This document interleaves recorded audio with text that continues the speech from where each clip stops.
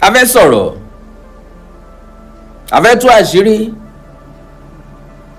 lórí ọ̀rọ̀ Olúwo pẹ̀lú ẹ̀sùn tí ó fi kan Ọọ̀ni tilé Ifẹ̀. àṣírí tá a fẹ́ tú yìí ó ṣeé ṣe kọ́pọ̀lọpọ̀ wà wíwà nípa ẹ̀ sẹ́yìn.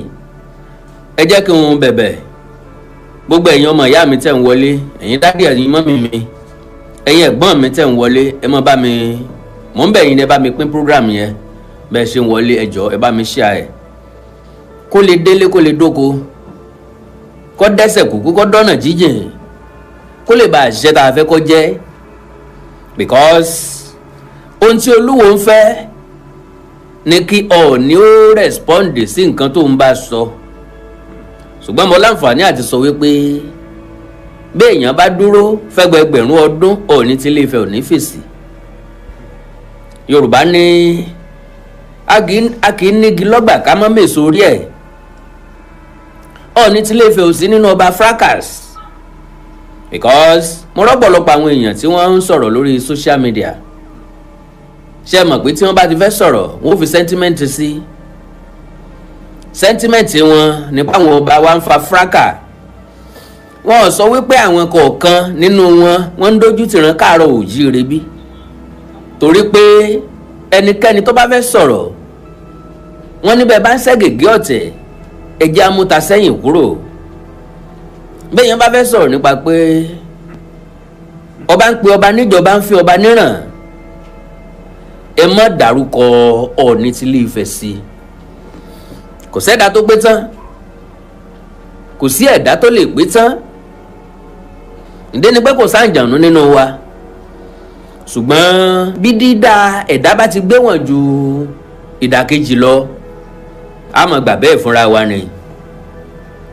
lára wọn tí ń sọ̀rọ̀ wọn ọ̀sà ìfẹ́núká pétúmọ́dù tìlú pétúmọ́dù.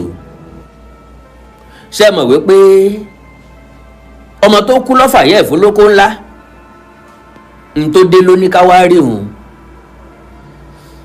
ntọ́ bá sì ntí kádàrá bá mú wálẹ̀ dá mọ́ ń gbà.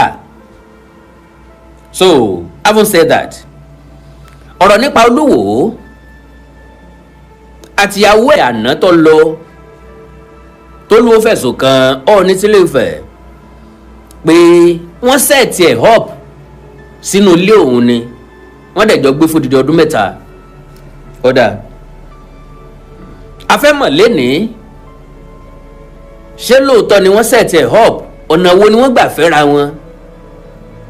mi àkàndá láǹfààní wípé ọ̀rọ̀ tí obìnrin yẹn sọ gangan ni mo máa play, kì í ṣe ọ̀rọ̀ àtẹnudẹ́nu tàbí wọ́n ní wọ́n pé ọ̀rọ̀ channel chin gangan fúnra lára ẹ̀ ni mo máa play lélẹ̀ tó túmọ̀ sí wípé ẹlẹ́dàá wa ń gbọ́ òsì ń bẹ̀, ẹlẹ́dàá channel chin ń gbọ́ òsì ń bẹ̀. plug eléyìí ló lè yọ pẹ̀lú ẹ̀, eléyìí ló lè yọ, ìyẹn ò ní wọlé síbì kan. ok kọ́ya lọ́lù ń gbà yín lọ́lù. so kí ni tí mo yànjú àti sọ ò ní wípé ń bọ̀ bá ti jẹ́ ó ṣèkì láìfù tánu o. ní tí mo gbìyànjú àti sọ ni pé Olúwo ẹ̀yin àgbà wò ó, ẹ̀yin ọmọdé wò ó, ẹ̀yin ọmọ ọkọ wò ó. lọ́dọ̀ tèmi Olúwo nílò ìrànlọ́wọ́ wa.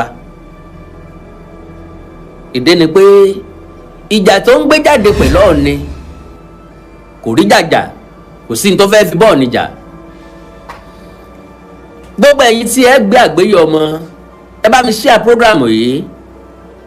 mo fẹ́ kọ́ kan Olúwo torí ẹnìkan fi ọ̀rọ̀ ránṣẹ́ sí láti Canada. àwọn tí wọ́n jọ gbérí ní Canada wọ́n rán mi sí Olúwo. onítọ̀ ń fọ̀rọ̀ ránṣẹ́, wọ́n dẹ̀ bẹ̀ mí gan kí n jọ torí Ọlọ́run kí n bá wọn play ọ̀rọ̀ àwọn, so that èmi àtẹ̀yìn ò lè mọ irú èèyàn tí Olúwo jẹ́. ṣé gbàgbé lára tí ń kan Olúwo lára ò ní pé ikọ̀ kan láàrin wa díẹ̀ nínú wa mọ ọ̀pọ̀ àṣírí nípa Olúwo. ìgbà tọ́rọ̀ ti pé èmi mo fọyọ Ọọ̀ni jọba tó jáde, àwọn tí wọ́n jọ gbé ní Canada àmì àwọn tó jọ gbé ní Germany wọ́n pè mí tí wọ́n jọ ń sunú ilé pé tó bá fẹ́ mu gbó tàbí mu kùkú yé ńgbà yẹn àwọn máa ń lé síta ni. díṣẹ́ Olúwo tọ́jọba wo táwọn wo òré èèyàn gidi fi jọba tó jò ní wọ́n rí pík pé àwọn máa ń lé jáde ni ó máa ń gbé báàgì fẹ́nìkan gbà náà mọ tí mọ orúkọ ẹni yẹn mọ́ o ìrántí alẹ́ àṣẹ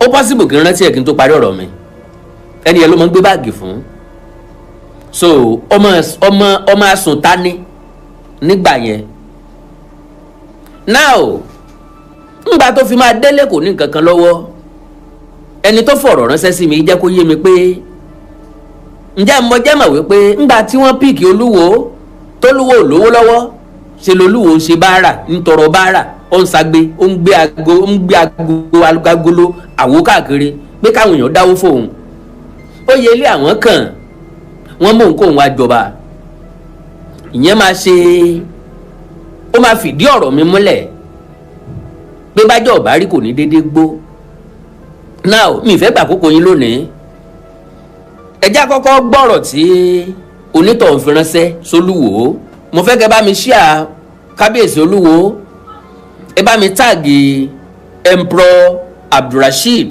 Adéwálé Àkànbí Facebook page wọn nìyẹn ẹ bá mi táàgì wọn bẹ́ẹ̀ ẹ bá mi táàgì Emperor Olúwo tàbí Adéwálé Àkànbí tàbí Wálé Àkànbí Olúwo ní Facebook page tọ́pọ̀ láì ṣe blogger ọba tọ́dẹ̀ jẹ́ pé àwọn náà operate ẹ̀ fúnra wọn láwọn ìsọ̀ǹgbè tó ń bá wọn operate o ẹ jẹ́ amúkàlẹ̀ tó ká mú tọmọ ẹ gbọ́dọ̀ tárákùnrin fi ránṣẹ́. Awíkóńkó àtàndá ènìyàn. I wish you can play this my voice clip to Rashidi Oluwo. I want Rashidi Oluwo to hear this vividly. Rashidi Oluwo, you are ungrateful human being. I'm sorry to call you by name. You know when you was in Canada, I called you by your name.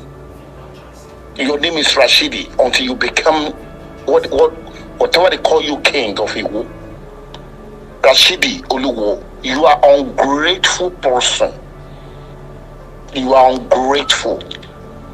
All what you have been saying about Ooni of Ife, all what you have been saying about him were not true. You are an ungrateful person. Somebody like you never, ever see favor from God. Rashidi, you forget when you was begging people in Canada and Toronto, when you was begging people to contribute money for you, tí o ń gbé ìgbà bára kiri pàtí kiri pé kàn jọ pé kàn da owó fún ẹ pé o fẹ́ lọ jọba ní Ìwó, pé wọ́n ti ń du ọba níbẹ̀ pé wọ́n lọ bá tọ́ sí Rashidi tó ń gbé ìgbà bára kiri tí everybody contribute owó fún ẹ tí inú everybody ń dùn wípé Rashidi tó jẹ́ pé a ti rò pin pé it can never be somebody in life. Peter will be alone if I turn life way around. And we started contributing money for you, Rashidi. And you went back home, you become a king of Iwo. Look at the way you are talking, running your mouth, Rashidi. You are ungrateful person, Rashidi. You are ungrateful element. I know. Bible says, sinner will never go unpunished. Rashidi, you will be punished. You will be punished. I am not from Ile-Ife. I am not from Osun State. But I am telling you the truth that you are an ungrateful person. You are an ungrateful person, and God is angry with you, Rashidi. Mighty God in heaven is angry with you. Because of that running mouth, you are running your mouth all around the social media. Wọ́n sọ pé àti tògbé bolóṣà lọ́wọ́ okùn bàbá ńlá ibi tí yóò bọ̀. God can remove it. You are ungrateful person, Rashidi. I want Awikoko to play this my voice clip to you, and I want everybody in Iwo to hear this my voice clip vividly. Your king Rashidi is ungrateful person. Nígbà tí Rashidi fẹ́ kó ní Canada, Rashidi started begging people to be contributing money for him, and we contributed money for Rashidi. Pé kó tiẹ̀ lè jó èèyàn, kó tiẹ̀ lè di ènìyàn. Look at what Rashidi is doing now. Ó ti gbàgbé ìyà tó jẹ́ òun ní Canada. Rashidi, tí o bá mọ̀ wípé you are not a criminal, ra ticket kó má bọ̀ ní Canada, and you will see that you are a criminal. Ní òfìfẹ́ tó ń rán mount against ẹ pé ó gba ìyàwó ẹ, ìyàwó wo ló ń sọ? Ṣé ìyàwó tó ti torí ẹ̀ declare wanted ní Canada tó yẹ pé wọ́n ṣọ́ ẹ pé kó wọ Canada ni tábà bí ẹ dára ṣe come to Canada? Everybody in Nigeria will know that you are a criminal.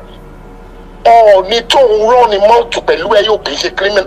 Ní can travel to any country in the whole world. It's only you, Rashidi. You can never come to the United States. You can never travel to Canada. Tí o bá mọ̀ wípé you are not a criminal, Rashidi, go to United States or you travel to Canada. You will see that gbogbo nǹkan tó ń sọ pé àṣírí ẹ̀ máa tú níbẹ̀. Then ìwọ nìkan ló ti lè rán mount ẹ̀. Rashidi, you are nobody. When you was in Canada, Rashidi, you are nobody. You are nobody.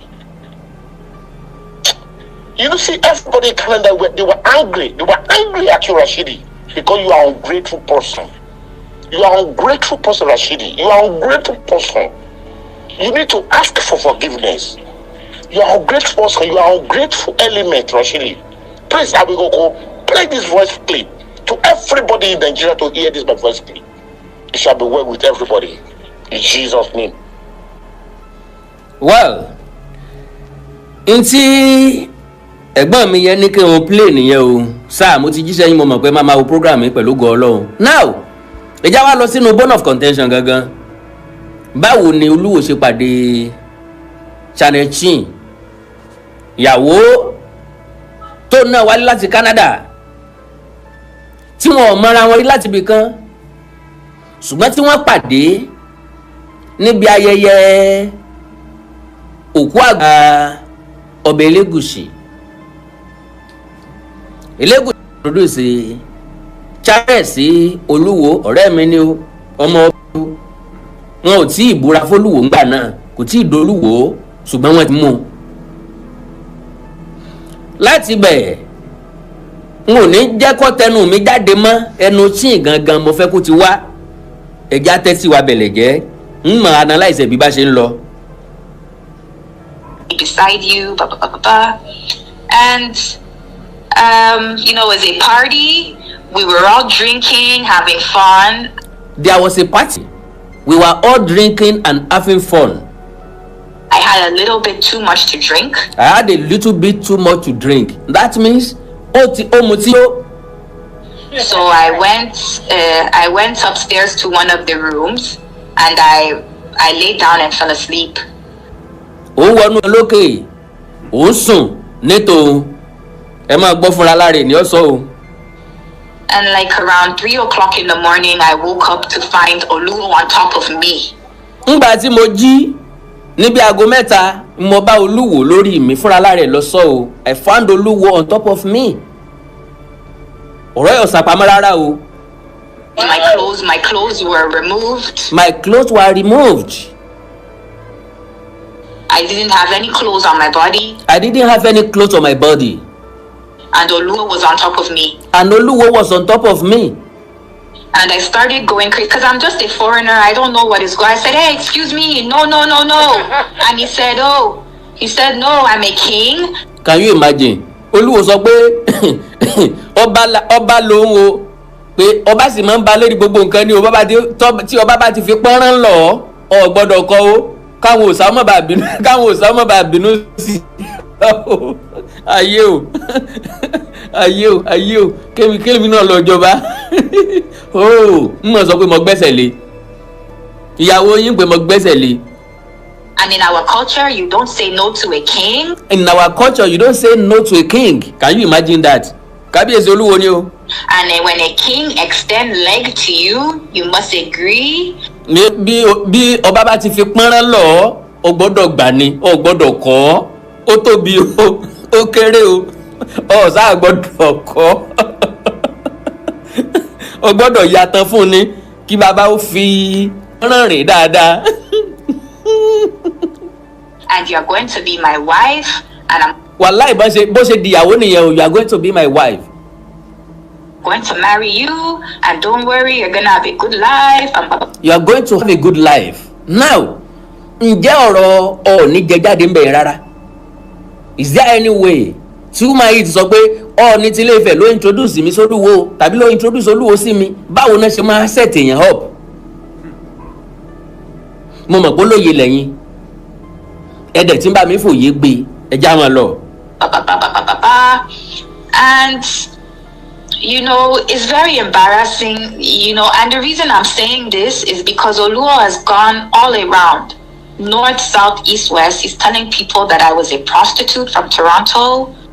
Ó ní bàbá pé onínàbì láti Toronto pé ní tí bàbá ń pòun káàkiri nìyẹn so tó jẹ́ kó máa sọ̀rọ̀ nìyẹn o pé gbogbo èèyàn ló dẹ̀ ti believe lóòótọ́ because majority wa ń gbà náà kọ́ lọ́n dáríjì wa ń dá fọkàn sí náà ni pé olóṣó ni o alólóṣó ni ẹni ẹlẹ́ni láti Toronto wa olóṣó tó ní grade.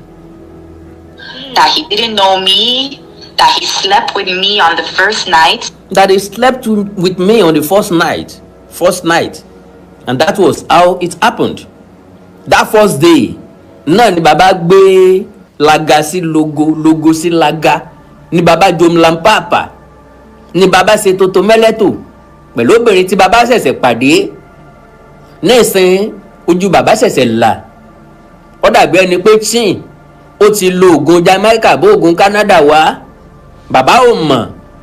Tí bàbá fi rí pé mu tí yóò bọ́yá bàbá gan lọ́tọ̀ nǹkan sí ti mu. Èmi ń sọ bẹ́ẹ̀ bọ́yá n ò sí ń bẹ o. Bọ́yá bàbá lọ́tọ̀ nǹkan sí ti mu tó fi sùn lọ. Tó jẹ́ pé ńgbà tó náà débẹ̀ ṣe ló náà tàkàkà tán fi ń bọ́ pátá ń díẹ̀. Tán fi ń gba pátá ń díẹ̀ kọ̀ mọ̀. Tí bàbá fi kí nǹkan sí kọ̀ mọ̀. Bí aago 3 ló ẹ̀sẹ̀ jí bọ́yá bàbá bá ń lo ẹlẹ́ẹ̀kejì àbí bàbá tó kọ ẹlẹ́ẹ̀kejì dé bàbá fẹ́ lo oko ẹlẹ́ẹ̀kẹta bàbá fẹ́ lọ kó wọ́n fẹ́ lọ kó kí lorúkọ tán máa ń kó ìsárí àbí ìsárí náà ni àbí kí ni tán wọn kwari ìyá bàbá fẹ́ lo oko kwari padà ẹjá máa bá lọ o Ọlọ́run ràn wá lọ́wọ́. Tell the people the truth. Tell the people that you raped me. Can you imagine? Tell the people the truth. Tell the people that you fipá bá mi lò pọ̀. N lọ sí eléyìí fún rẹ o. No be my mouth o. Tell the people what happened the first night you met me. Jesus. I had too much to drink and I laid down in one of the rooms in the house. I woke up 3 o'clock in the morning, my clothes were removed and Oluwo was on top of me. Bí èèyàn náà bá ní púpọ̀ láti mu ṣé dandan ni kó mu gbogbo púpọ̀ tó bá ní débi pé èèyàn wà unconscious tí òfin mọ̀gbà tán gbaṣọ lọ́rùn ẹ̀ tán ń bọ́ pátá ń díẹ̀ tí wọ́n ń kó pọ́nrán sí i. Kí ló orúkọ ọmọ ẹpọ̀n pàpàpà ẹpọ̀n làlàlà àwọn obìnrin nǹkan o ń bo lọ́wọ́ àná ọ wà lé o ẹpọ̀n pàpàpà ẹpọ̀n làlàlà máa fọ́pọ̀n mú máa kó pọ̀n sí bàbá kó pọ̀n sí òun náà gba gbogbo ẹ̀ mọ́ra óyè ó làlà ó làlà. Jésù ni o Jésù. That is what happened. And 1 month later, this was February 2nd, 2016. Ọlọ́run lè gbàgbé láíláí February 2nd. I will never forget this day because 2016. February 2nd, 2016. I will never forget the day in my life. This is the day that my life changed drastically. The day I met Oluwo. This is the day my life changed drastically. I met Oluwo. February 2nd, 2016. I met Oluwo February 2nd, 2016. 1 month later, I missed my menses and I was... Wow! Oyode. Ìyàwó tá a pàdé lójú ijó, ìran ni ó wò lọ. Ìyàwó tá a pàdé pátí, tá a fọ́pọ̀n sí, tá a kó pọ̀n sí, tó náà kó pọ̀n mú. péré oyún ti dé ìyàwó ti dé oh okay tanwa tari God bless that woman may God bless her may God bless her ara àwọn tí ń fún comedy nu tí ẹ ò ní ta lágbára Ọlọ́run kíní yẹn popular gan ó go viral máa kó pọ̀n sí máa fọ́ pọ̀n sí máa mú pọ̀n ẹ máa sọ pé Awíkonko ṣe wá ya ọmọ ta báyìí ṣáàdúró bàbá 50 náà ló ń sọ gbogbo eléyìí lẹ́nu ẹ má bínú àmọ́ wà bẹ́ẹ̀ lẹ́ẹ̀kọ̀ọ̀kan so lẹ́yìn oṣù kan ìrẹsẹ́ tí wọ́n ṣe oúnjẹ jáde wọ́n gba rìsọ́ọ̀tì àkọ́kọ́ oyún dé ọmọ ọba prince wọ́n bí prince oyún ìbálòpọ̀ ọjọ́ kan ló di prince lọ́dọ̀ ọmọ ọba tí ó padà di Olúwo lọ́jọ́ kan tàbí tó náà padà wálé wá di Olúwo lọ́jọ́ kan bí ìyá rẹ̀ bá padà gbé wá o torí ìyá rẹ̀ ó ti padà sí Canada bí mo ṣe gbọ́ you are a fool ta ni bá wí gangan ṣé ìṣe bàbá rẹ ló ń bá wí Awíkonko má pa mí náà mo ti di sáǹkì n ò lè pa yín náà mi ò lè pa yín náà ẹni tó sọ pé you are a fool ni mo fẹ́ wo Ọ̀gbẹ́ni Daniel Ọláwálé n bá wò dáadáa ọmọ èké lọ́jẹ́ bàbá rẹ tó tó mi lọ́jọ́ orí fúùlù ni ìyá rẹ tí ó lè jù mí lọ fúùlù ni mo gba àwọn tá a jọ jẹ́ dìse méjì nínú fámìlì yín fúùlù ni wọ́n gbogbo lineage yín fúùlù ni ìrandíran rẹ fúùlù ìwọ gangan fúlíṣì gbogbo yín pátápátá ẹ fúùlù à ń so tọ̀rọ̀ ó lẹ́nìkan fúùlù ògbónú ni ọ́ ni Mr. Sókànmí Adrian mi lè páyín náà o nítorí Channel Chin sọ ni mo sọ jáde náà o mi kọ́ ni mo fọ̀rọ̀ sí Channel Chin lẹ́nu náà o ẹ máa gbọ́ o. Pregnant. So 1 month after I met Oluwo, I was pregnant. If you people do the math, his coronation was January 16th. I met him February 2nd. My baby is born November 16th. Ìṣirò nìyẹn o. Okay. Coronation January. Wọ́n pàdé ní February. Ìyá wa Channel Chin torí ẹ̀ ń bá ti jó lórí ìyá wọn wò ó. ìyá àwọn wo Channel Chin ṣe ìyá tèmi kì í sọ ọmọ Yorùbá so ìyá wọn ní wò ń bẹ ó lóyún ó bímọ ní November ó wá ní kábò ń calculate ẹ gẹ́gẹ́ bí oníṣirò èmi ò sì mọ mathematics mo fèlè ẹ̀ wá ẹ̀ẹ́kì kò jẹ́ kí n lè mọ bí ó ṣe bọ́ sí gangan dàbí alára so torí Ọlọ́run ẹ má fẹ́ léyìn lọ mí ọ̀rọ̀ lásán lèmi máa sọ. 2016. November from February is 9 months. November from February is 9 months. Àwọn oníṣirò ń bẹ́ ń bí ṣíbọ̀gù ó ló pé ọ̀gá mi ó pé 9 months náà ní oṣù mẹ́sàn-án 9 months ní oṣù mẹ́sàn-án kò dín kò lé ó ṣe gẹ́rẹ́gẹ́ wọ́n ní bàbá wa ló lóyún náà ṣùgbọ́n bàbá sọ nínú ọ̀rọ̀ tí mo play lánàá bàbá wo Olúwo sọ̀rọ̀ gan-an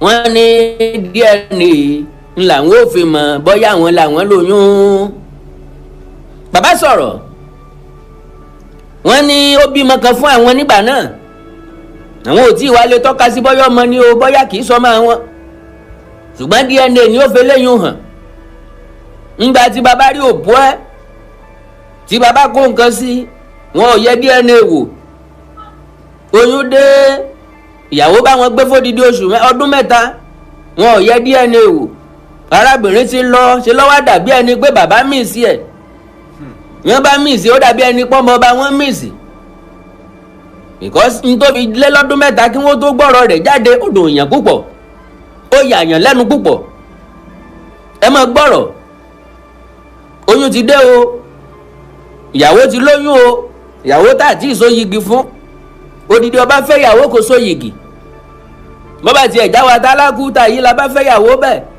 á sọ pé àfi dọ́rẹ́ ni á sọ pé wọ́n wo bùkátà wa lọ́jẹ́ kan bùn wa lọ́fẹ̀ẹ́ odidi kábíyèsí fẹ́ ìyàwó wọn ò ṣe wẹ́dìnì kí la ti fẹ́ pé yí sí Olódùmarè. That's when I met Oluwo, February 2nd. Oh God. He raped me, and the next day, because he already slept with me. Listen to me, Maureen. I'm not going to say I was a virgin. I was not a virgin, but because he slept channel náà tán. Oh, he's a virgin. Oh, he's a virgin. with me the first night, he raped me. The next day, he said, okay, we are going to Iwo, we are going to the palace, and ìjọ kejì náà wọ́n wá pálásì, ìyàwó ti dé náà nù ni. Ìyàwó tí wọ́n pàdé ń patí lálẹ́, wọ́n dàbí ẹni pé bárábìnrin ti mú nǹkan yó, bẹ́ẹ̀ náà ni kábíyèsí mú nǹkan lọ́dọ̀ tiwọn náà. Igbó tí wọ́n gbà ó ju géèjì èyí tí wọ́n máa ń gbà tẹ́lẹ̀. Wọn ò wá mọ̀ wípé àwọn ṣẹ̀ṣẹ̀ pàdé ẹni, bóyá ṣe ló dàbí ọ̀rẹ́ múmú, bí ẹni pé wọ́n ti meet tipẹ́tipẹ́ for years. Bóyá ọ̀tọ̀ lójú tí wọ́n rí lára ẹ̀. Do you know pé Olúwo ti níyàwó tẹ́lẹ̀tẹ́lẹ̀? According to ìwádìí, obìnrin wọn sì wà dáadáa o. Òun ó bímọ bíi méjì mẹ́ta fún wọn. Obìnrin yẹn wà. According to bàbá bò portray ẹ̀ rí, Ọlọ́run ṣàánú gbogbo wa. According to ntí mo gbọ́ o. will make you queen. So I went with him. He told me I should pack all my load, and he's bringing me to Iwo to do marriage, and we're moving into a palace, and blah blah blah. Maureen, the very next day when we got to Iwo, there was no palace. The palace didn't even have a roof. Ayé o, ayé o.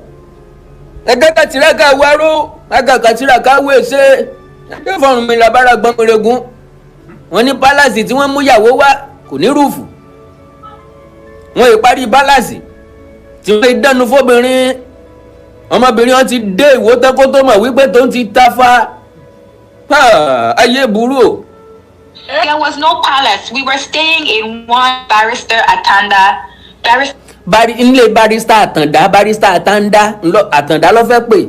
Ilé barrister Àtàndá làwọn kọ́kọ́ gbé. Ṣé mọ̀ pé mo sọnù ètò tí mo ṣe lánàá pé bàbá wa Ògúndòkun, mo lè sọ bẹ́ẹ̀ ni wọ́n kó àga tó Olúwo kọ́kọ́ lò náà kó fún. N ta fi ń sọ wípé Olúwo mòore nu. Tẹ́ bá ríru wa tá a bá ń dẹnu dé ọ̀rọ̀ Olúwo, ó túmọ̀ sí pa àmọ́ púpọ̀ nú àwọn nǹkan tó ṣẹlẹ̀. Ṣùgbọ́n torí pé Olúwo dájú sọ Ọọ̀ni, ẹni tí ọba ọjà ló ń bá jà, ẹni tí bá ń bá yàn jà lèèyàn máa ń bá jà tíjà fi máa ń dùn. Azin ọsọkọ ọ̀rọ̀ sí mọsọkọ ọ̀rọ̀ sí ọsọ sí mi mọsọ sí ọ, àwa wẹ ẹni tí yóò gbé sí lára, ìyẹn ló máa ń dùn. Bọ̀tẹ́ tó ń fà, tó ń gún lẹ́sẹ̀, tó ń tẹ̀ mọ́lẹ̀, tó ń sọ̀rọ̀ sí tí ò dáhùn. O bú ọ sọ̀rọ̀ ìgbàdógóje rọ̀ wájà, Ọọ̀ni will never answer you. Báwa bá ti wá sọ̀rọ̀ báyìí nísìn, Ọọ̀ni rán wa ń sẹ́ni. Owó wọn kó fún wa, a gbọ́dọ̀ defend àpèrè Oòduà mọ́.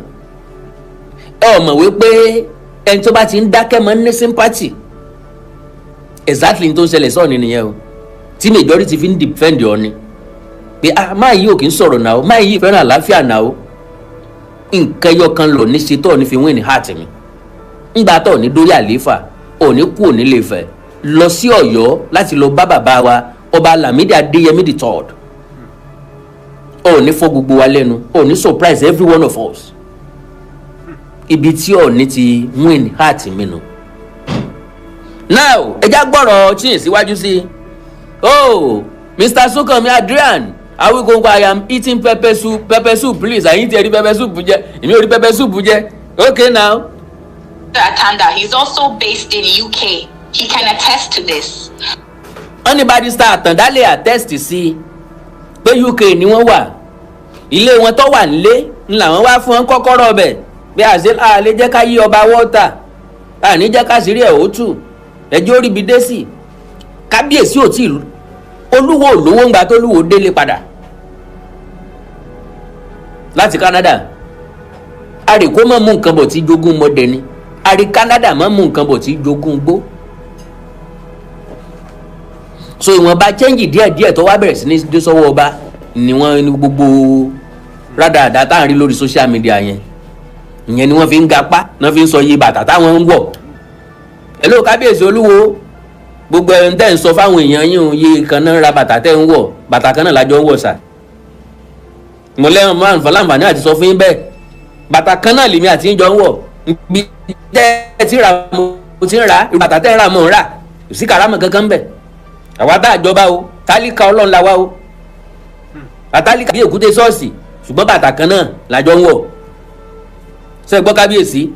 Nígbà tó didi ọba báyẹ̀sẹ̀ ń sọ wípé agbádá mi iye báyìí mo ra, ṣe ráwọ̀ tẹ́lẹ̀ mi iye báyìí mọ́ ra rí pàǹpà rọ́rùn mi rí pàǹpà iye báyìí mọ́ ra ọba àwọn olówó nu ìyẹn náà máa ń pè ní ọmọ ìjẹbẹ̀rí tí wàbí àyà ojú ọ̀rọ̀ lárí tí sọmọ ẹ̀ lọ́lá níyọnu ọ̀la níyọnu ẹjá gbọ́dọ̀ sí ìtorí ọlọ́run.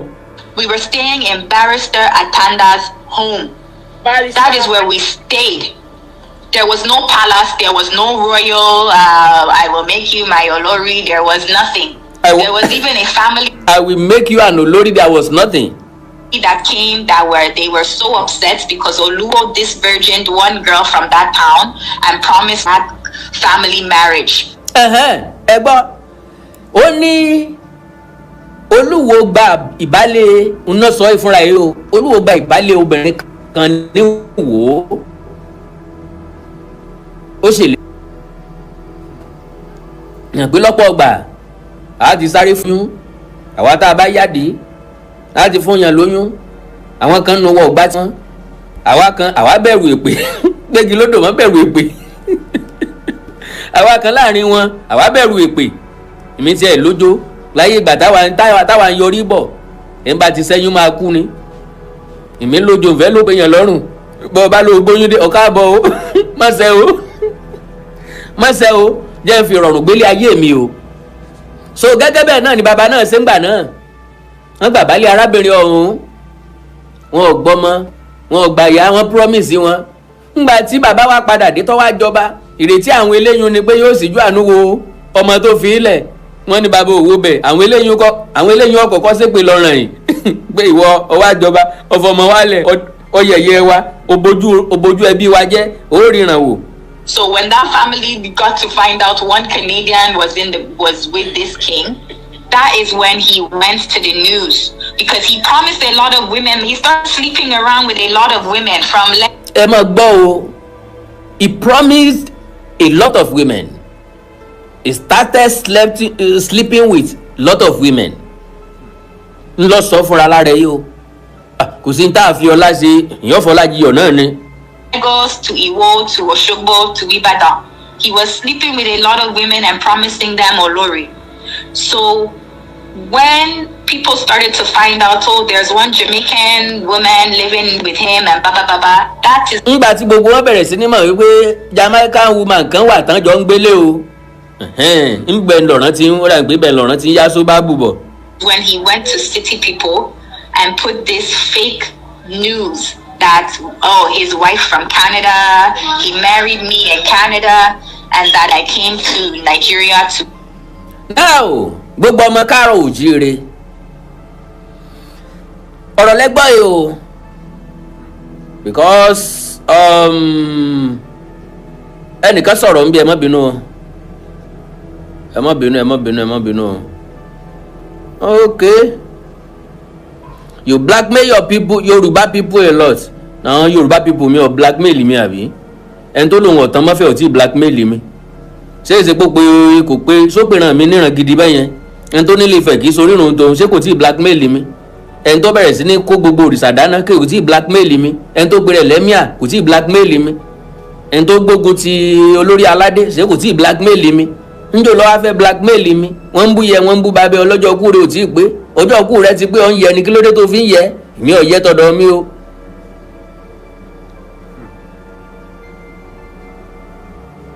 Now ẹ gbọ́ nǹkan tó sọ pé nígbà tọ́pọ̀lọpọ̀ obìnrin tí wọ́n bẹ̀rẹ̀ sí pera wọn lólórí ó ń promise wọn bàbá ń kóná fún wọn káàkiri láti Ìwó dé Ìbàdàn Ìbàdàn tó Òṣogbo sífẹ̀ ó rà pé wọn ò rí kankan fẹ́ ń ké Òṣogbo sẹ́kọ̀ọ́ bàbá sá ń kóná fún wọn ní ra ẹ̀ wọ́n ń kó pọ̀n sí pọ̀n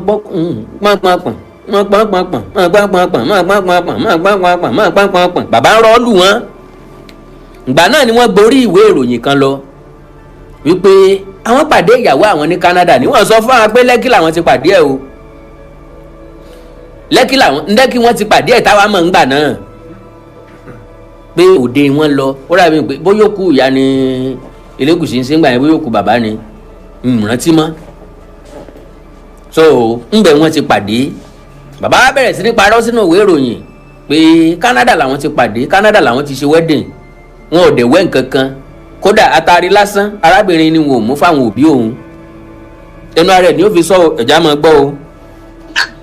Claim my rightful spot, which was a lie. Oh my God. It was a lie. So what happened was, even before I stepped foot into that palace, Maureen, I already had a gang of enemies. Oh my God. You understand? The relationship was already built on a false foundation. You understand? Because he had promised a lot of women marry. I don't know what was going on. I don't speak Yoruba. I don't know what was going on. Oh my God. You understand? So then there was a lot of backlash about me on the internet. A lot of women started writing bad things about me on the internet. I've never been to Nigeria a day in my life, but a lot of Nigerians were writing bad things about, oh, she's a bad girl from Canada. She's this. I don't know anybody in Nigeria for them to say I'm a bad girl. You understand? Yes. So you understand? Even now that I'm not with this person, there's so many women that come into my inbox every day. Oh, you're just a bad, you're bad, and God will punish you. Where do I know you from? You spent all of his money when you were enjoying his money. Where were you? Because I never met you a day in my life. I never seen you. So how do you know what happened behind closed doors of that palace? I will tell all of you guys, don't let this person fool you. He will never support your business. He doesn't have anything. So whatever you guys... Can you imagine?